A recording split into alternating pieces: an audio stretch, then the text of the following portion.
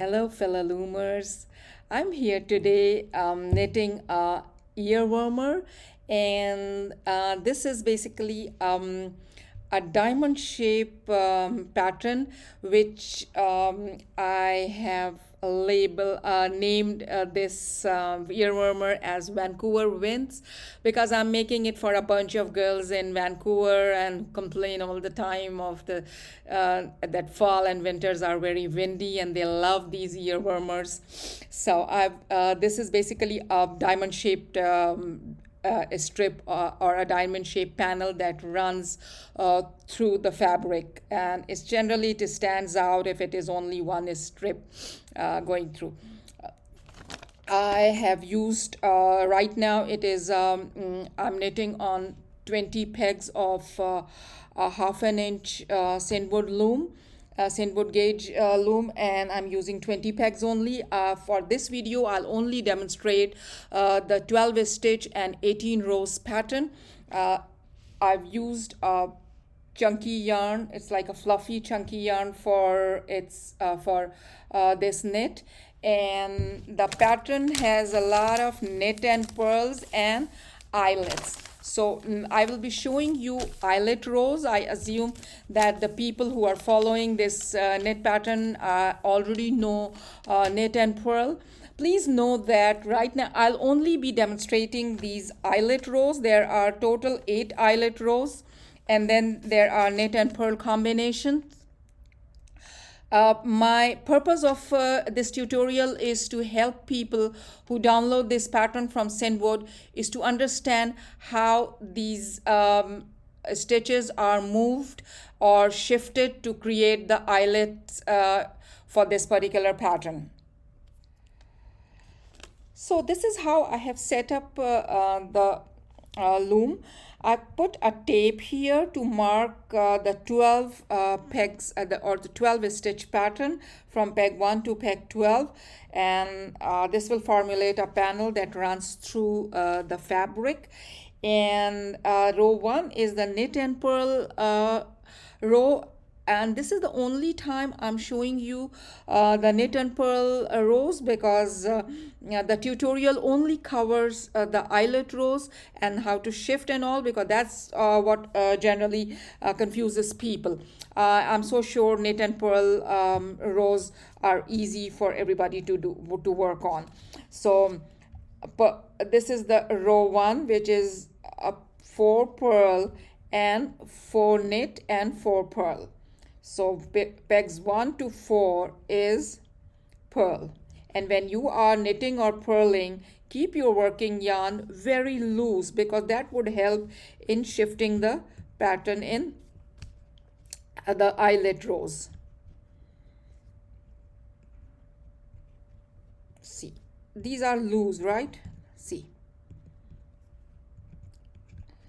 And row 1 is complete, row 2 is same, and knitting row 3 now. Row 3 is purl 3, pegs 1 to 3 are purl pegs, peg 1, peg 2, peg 3, then there is K2 top, which is on peg 4. So lift that a stitch, bring the stitch on peg 5 back on peg 4, and replace the peg 4 stitch back, and then shift one. We need there is a yarn over on peg 6, so move the stitch peg 6 towards the right side, that is towards the K2 together side, and peg 6 is empty. Now notice one thing, that in this pattern throughout the loops are stitched only by one peg. This is K2 top unit, then pass the working yarn in front of the empty peg, and there is a yarn over on peg 7 as well, and then there is K2 tog on peg SSK on peg 9. Let's lift the stitch on peg 9, bring the stitch on peg 8, forwards to peg 9 and replace the stitch that you have lifted back on peg 9. Peg 8 is empty, but we need a yarn over on peg 7, so move peg 7 to peg 8.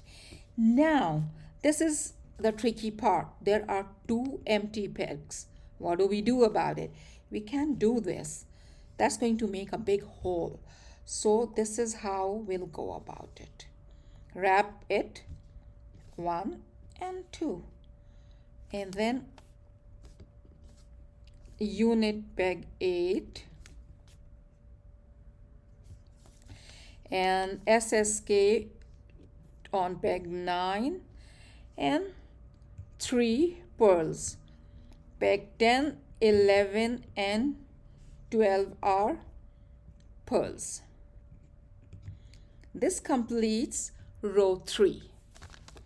Knitting row 5 now. Row 5 is purl 2. I've purled these 2, and now I'll shift and set up the rows before knitting. K2 together is on peg 3, so set this up, lift the stitch on peg 3, bring the one on 4 back on 3, place back the stitch of peg 3 back, and shift a stitch on peg 5 back on peg 4. Okay, so K2 together is set up, and now there is a SSK on peg 10. So I'm just straight away come on peg 10, lift the stitch on peg 10, bring the stitch on peg 9 to peg 10 and replace the stitch that I have lifted on peg 10 back. There are 2 stitches on peg 10. Peg 9 is empty, but yarn over is not on peg 9, it's on peg 8. So lift the stitch on peg 8 and bring it back on peg 9. The row is nicely set up. Let's begin knitting. Peg 1 and 2 was purl, I've done that. Peg 3 is K2 together, peg 4 is a unit, peg 5 is a yarn over, 6 and 7 are purl. Purl 6, purl 7, and then 9 is a unit, 10 is SSK, slip slip knit, which is the left leaning decrease, and then 11 and 12 are purl. It's spelled purl 2. So knitting row 7 now. Row 7 is purl 1, and then there is a K2 tog on peg 2. So I'm lifting the stitch on peg 2, bringing the stitch from peg 3 back on peg 2, replacing the stitch of peg 2, and then 4 will go to peg the loop on peg 4. I've moved it on peg 3. Let me move the stitches for SSK as well. I'm knitting SSK on peg 11.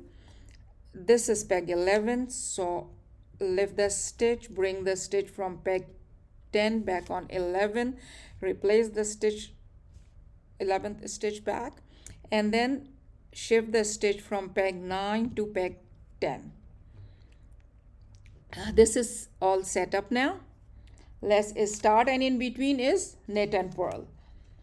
So purl 1 and then K2 tog, K2 together, which is the right leaning decrease.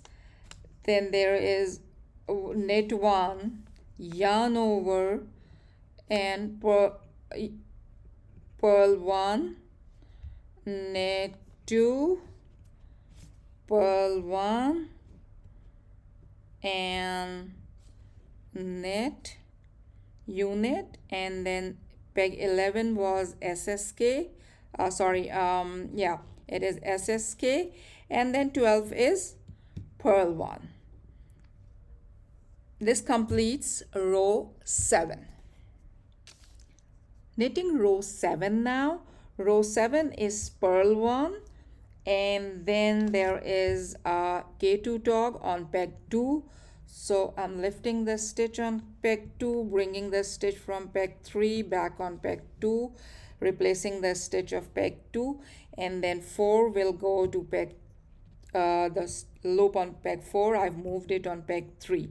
Let me move the stitches for SSK as well. I'm knitting SSK on peg 11. This is peg 11, so lift the stitch, bring the stitch from peg 10 back on 11, replace the stitch 11th stitch back, and then shift the stitch from peg 9 to peg 10. This is all set up now. Let's start, and in between is knit and purl. So purl 1 and then K2 tog, K2 together, which is the right leaning decrease. Then there is knit 1, yarn over, and purl 1, knit 2, purl 1, and knit, unit, and then peg 11 was SSK. Yeah, it is SSK, and then 12 is purl 1. This completes row 7. Knitting row 9 now. Peg 1 is the K2 tog, which is the right leaning decrease. We'll lift the stitch or the loop on peg 1, bring the loop from peg 2 to peg 1, and then place the peg 1 loop back. So there are 2 loops on peg 1. The peg 2 is empty, but we need an eyelet on peg 3. So we lift the stitch on peg 3 and bring it on peg 2. So peg 3 is empty for yarn over. What I suggest is that let's set up this row. So the 12th peg, which is this one, is SSK. So for SSK on 12th peg, lift the stitch, bring the 11th peg forward on peg 12 and place it back. SSK is the left slanting decrease. And now start knitting. In between, it is all knit and purl. So this way we won't forget, or we won't be able to, we won't, confuse with the stitches. So K2 tog, then knit 1, yarn over, pass the working yarn in front of the empty peg, and purl. Then is 1 purl and 1 knit, 2 purl, and 1 knit, and 1 purl. And this stitch, there is a yarn over on peg 10. So shift the loop on peg 10 to peg 11. So peg 10 is empty for yarn over. Knitting row 11 now. Peg 1 is the yarn over and peg 3 is the SSK. SSK is slip slip knit, the left leaning decrease. So lift the loop on peg 3, bring the loop from peg 2 to 3. So on 3 there are 2 loops for SSK, and peg 2 is empty, but we need a yarn over on peg 1. So shift the stitch from peg 1 to peg 2 and knit and K2 tog, SSK. And now there are 2 purls, 2 knits, and 2 purls. Let's do 2 purl and 2 knits and 2 purls. And after 2 purls is a K2 tog, which is the right leaning decrease. On peg 10 is the K2 tog, and peg 12, which is the last peg, it is the yarn over. So lift the stitch on peg 10, bring the one on 11 backwards on peg 10. There are 2 stitches on peg 10, and there is a yarn over on peg 12. So lift the stitch on 12, bring it back on 11. and this forms complete, it is knit 2 together, unit 1, and this is the yarn over. I'm going to anchor it in the next peg, which is the peg for edge. This completes the 11th row. Knitting row 13 now. Row 13 is purl 1, then peg 2 is the yarn over, and then 4 is the SSK. So let's create first the SSK. Move the stitch from 3 on 4 and replace the stitch of 4 back, and then shift 2 to 3. Now we have emptied peg 2 for the yarn over. See, this peg is empty for yarn over, and then knit pass the working yarn in front of the empty peg and knit. But then let me, to keep the thing simple, first shift all the pegs that needed shifting and moving. There is a K2 together on peg 9. Here is the peg 9, K2 together. So I'll lift the stitch, bring the stitch 10th on 10th peg back on peg 9 and replace the stitch of peg 9 back in here, and shift the stitch on 11 to 10. And you know what shifting does? If you see this, you can see there is a curve. So this shifting creates the curve, and like crisscrossing, lifting the stitch and putting the other stitch back on it for SSK and K2 tog creates these prominent stockinette lines. So okay, let's go back to our knitting. Peg 2 is empty for yarn over, and peg 3 is unit, peg 4 is SSK, SSK is the left slanting decrease, and then there is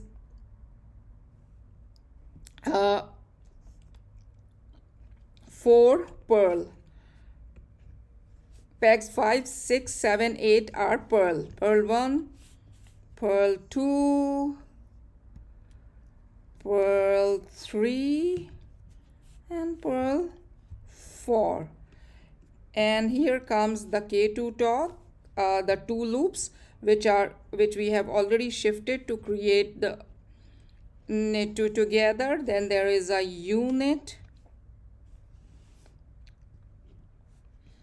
and then peg 11 is a yarn over, and peg 12 is purl. This knitting row 15 now.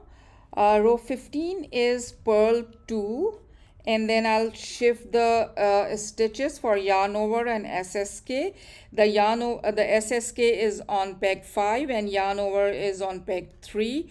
So lift the stitch on peg 5, bring forward the stitch of peg 4 to 5, and then shift the stitch on peg 3 to peg 4. So now peg 3 is empty. Peg 5 has 2 stitches, 2 loops for the SSK. And now let's see where the K2 tog is to be knitted. K2 tog is on peg 8. Peg 8 is this one. Lift this up, bring the stitch on peg 9 to peg 8, and place the loop of peg 8 back, and shift the stitch on peg 10 to peg 9. That is set up now. Let's complete this row. Yarn over on peg 3, pass the working yarn in front of the empty peg, and unit peg 4, and then SSK, knit both the loops on peg 5 together. That is SSK, and then there are 2 purls. Purl 1, peg 6 and 7 are purls, and peg 8 is K2 tog, peg 9 is a unit, 10 is a yarn over.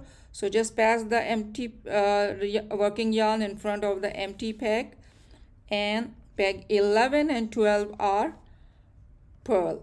So here it is. Row 15 is knitting row 17 now, which is the last eyelet row. It is purl 3, pegs 1, 2 and 3 of the 12 stitch diamond panel. Pattern is the first 3 pegs are purl. I did the purl, and then is a yarn over on peg 4, and there is an SSK on peg 6. So let's first shift the stitches for SSK. Lift the stitch on peg 6, bring the stitch on peg 5 forward, that is towards the left side, place it back on the 6th peg, and shift the stitch on peg 4 to 5. So we got the peg 4 empty for the yarn over, and now SSK is on peg 6, and K2 tog is immediately after peg 6, that is on peg 7. To lift the stitch on peg 7, bring the stitch from peg 8 to peg 7, replace the stitch, the peg 7 stitch back, and shift 1 stitch from 9 to 8. So there is the row is set up now. Peg 4 is yarn over, peg 5 is unit, peg 6 is SSK, and peg 7 is K2 together, which is the right leaning decrease, and then 8 is a unit, 9 is a yarn over, and 10, 11 and 12 are purl. 10 is purl, and then peg 12 is purl, and then peg 13 is purl. This completes the last eyelet row, and row 18 is purl 4, knit 4, purl 4. Simple. The row 18 is same as row 1 and 2, and that is how you will go on knitting until the fabric measures. Like I'm knitting headband, so I'll knit it until it is 16 inches. So here, just check out, this fabric is all knitted now. This panel runs through the center of this fabric, which I'm going to join together to make a head warmer. But my suggestion is not to restrict yourself to just this ear warmer. Use this panel on scarves, shawls, even socks. It looks very nice as a panel in the front of the socks and boot toppers. So let's demonstrate how we are going to join it. So this is right now a socks loom that I'm, a gloves loom that I'm using, and in any kind of loom, if you're knitting on round loom or any a flat panel, I'll bring the other end like this, see, and then I'll use these loops, the cast on loops, and put them on here. Let's start doing it. It's always tricky to trace the first one. Here goes the first one, and then I'll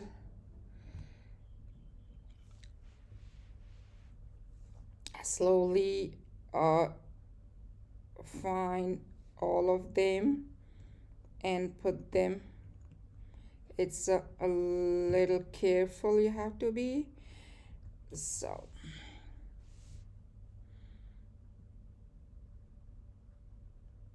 yeah, like this. Put back on all 20 pegs, and then you'll knit them and bind. So here I have joined the loops on from both the sides, and all I need is to start knitting them. That is, bring the lower loop on top of the upper loop and knit them all like this.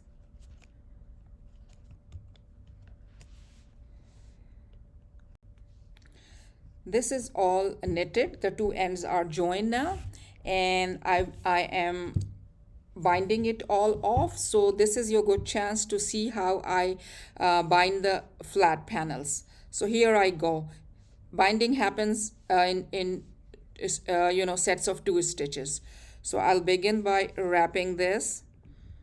Okay, knit both of them. Pick up the second one, bring it on the first loop, knit it, and then put this back here on the, and then wrap it.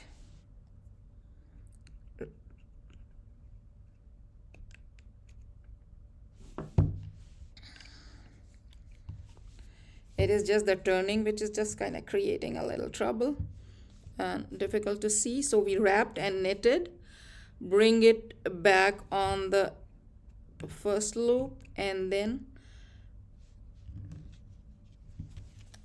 now you could see it better. Okay, there is a loop here and there's a loop here. We'll wrap this, and don't wrap very tightly or knit very tightly. Move this stitch on the other peg, bring it back here. Again, wrap it, pull it, lift it, and place it on the next peg.